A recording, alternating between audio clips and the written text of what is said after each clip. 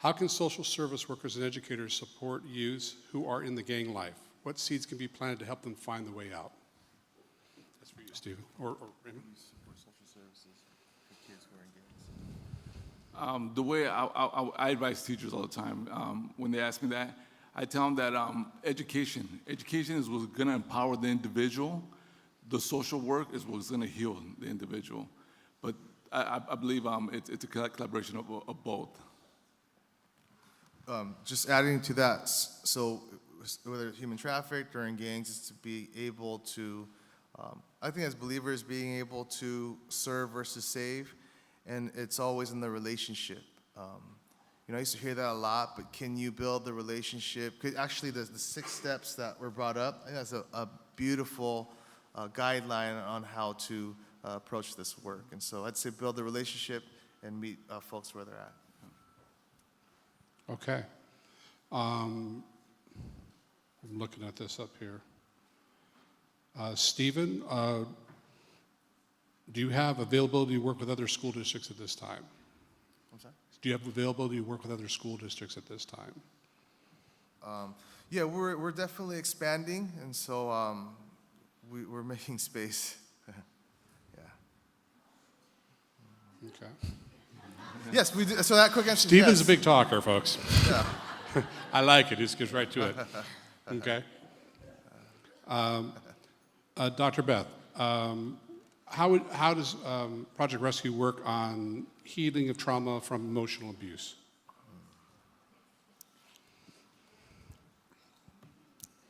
Each of our affiliates, because we're working in different cultures, which is very important, each of our affiliates partners with and finds qualified trauma counselors to work with those that are in the program locally.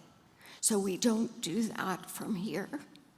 It's all ground-based because of the cultural issues involved and appropriate counseling, trauma counseling in that culture. Thank you. Stephen, what made you want to get into working with gangs and incarcerated populations? That's a good question. Well, I got into a lot of trouble as a kid, and it took me a long time to understand why I did the things that I did. In 1999, I had a little drug problem, and got into a lot of trouble. And it's kind of cliche, but while incarcerated and in rehab, I remember asking God if he could do something. My daughter was 6 months old at that time. I said, I'll do my best to just follow where you lead. And you should really be careful what you pray for. Because 18 years later, God has been so faithful to someone like myself, and it's very humbling.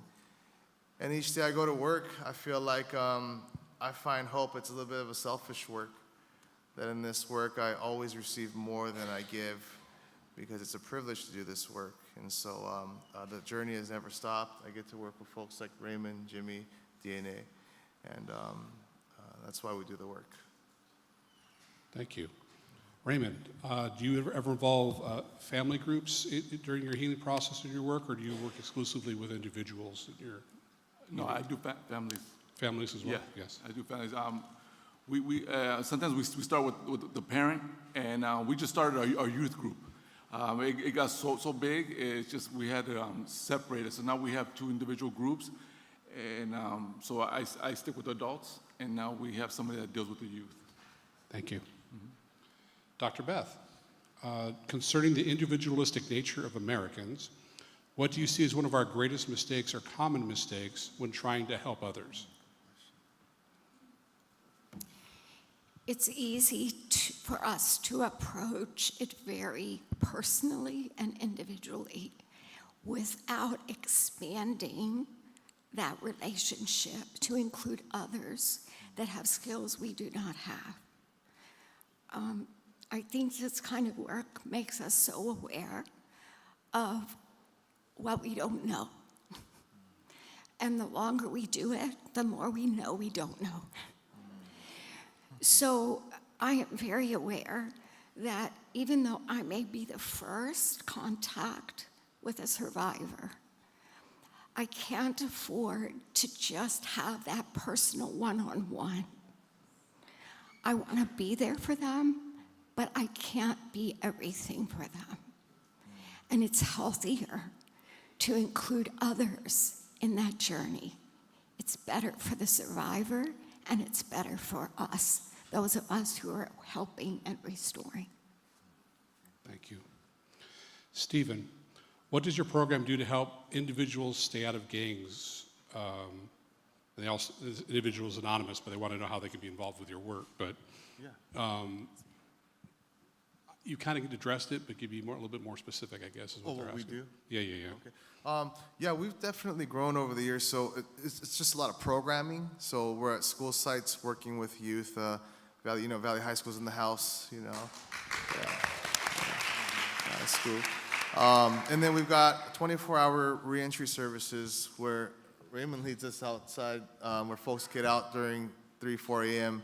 at a jail to provide this 24-hour services where they'll come in. And then the rest is servicing, housing, case management, therapy, support groups, some policy work. So a lot of busyness, but the heartbeat of the place is being able to, one, bring in staff who have lived experience, but also keep in the heartbeat of being able to really live the vision of what Ruben's quote is. And so we work really hard on building that type of culture, and then everything else seems to fall into place. Excellent. Raymond, I'm going to throw this your way a little bit. I know you've said you focus more on the adults, and this question is a juvenile question, but I think maybe you and Steve can share it a little bit. The question specifically is, what do kids who've been involved in the juvenile system or correctional system hear that allows them to heal the most? But I think that question also appeals to adults as well, because obviously you had those incarceration experiences as an adult yourself. So for you, I guess the question, what do adults hear that helps move them towards the healing process most effectively? Or maybe you have insights in the juvenile thing as well. Or does it change for each person? Yeah. So I was trying to pay attention. Yeah, no. So, I'll say it one more time. What do you hear? What do kids or adults hear that you feel allows them to heal the most effectively? Oh, good. okay. Helps them heal the most. What helps them heal the most? And someone that listens to them. I actually go into juvenile hall. I was there a couple of weeks ago, and there's so many kids that line up to talk to you, and it's just I run out of time. I wish I had more. I wish there was more hours in the day, but they just want to be heard. They just want to be heard. They got so much to talk about, but they want to trust you first.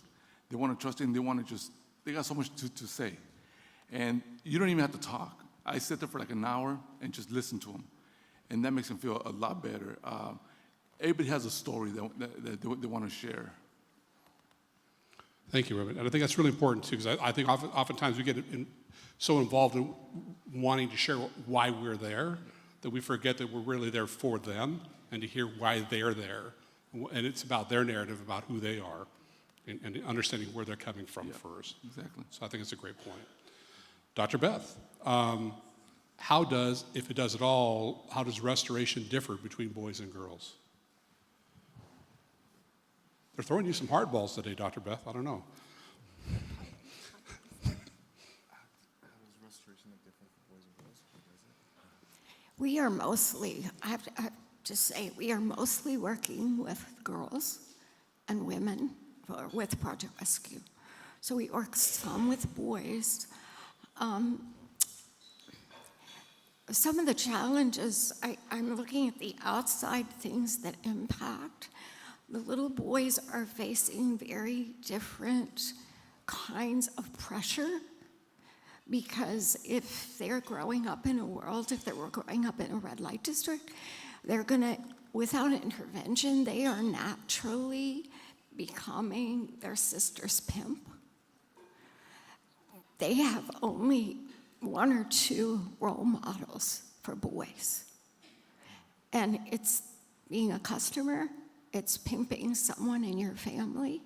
So they've got, in a sense, they've got this trajectory they are on.